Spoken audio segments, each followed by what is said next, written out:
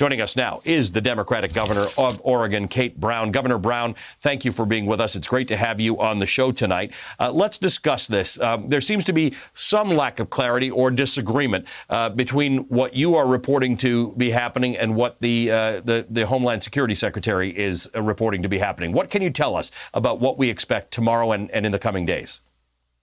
The plan is very, very clear.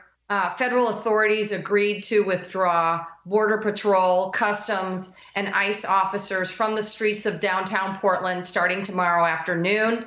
It is definitely a phased withdrawal, and our Oregon State Police, our very own troopers, will be keeping the peace, ensuring that Oregonians can exercise their right to free speech and protecting our communities. This was clearly a failure. I'm gravely concerned that the Trump administration wants to replicate this failed experiment in other communities around the United States. What happened, there's absolutely no question that the presence of federal officers in our streets ignited the violence. It caused chaos and confusion and became extremely disruptive, and frankly made a challenging situation even worse. Did you get any acknowledgement of that from the Vice President, from the Homeland Security Secretary? And what did you have to give up to get this deal? Look, what was really clear is that this was a political strategy. It was not about problem solving. It was purely about political theater and scoring points with Trump's base. And clearly their political strategy has backfired. They are leaving. Trump's troops are leaving the city of Portland, and that's a very good thing.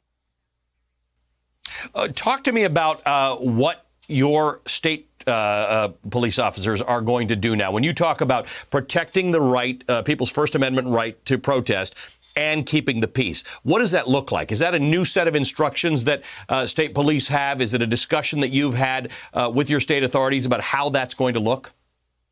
Yes. What is very, very clear, I directed our Oregon State Police Superintendent to de-escalate the situation, that it is very important to me and to Oregonians that people be able to exercise their right to protest, their right to free speech. And the goal is to de-escalate and calm down the city and hopefully keep everyone safe. One would hope that just this agreement, just the departure of the federal troops, which a number of reports and our reporters on the ground have indicated has escalated tensions, might solve some of that problem. What's the mood going to be when it's not federal agents or whatever you want to call them that people are protesting, but it's your police officers? Do you think that fundamentally that will be less aggressive? Yes, I think there's no question that the presence of federal troops on the streets substantially escalated the tensions and sowed the seeds of violence and destruction. It is my hope that with the departure of these federal troops, that we can turn our attention to the work that right in front of us, the really important work of tackling racism in our policing system and our justice system, that we need to co-create and reimagine a public safety system that centers the voices of Black and African American Oregonians. And this is work that we need to do together, collectively and collaboratively.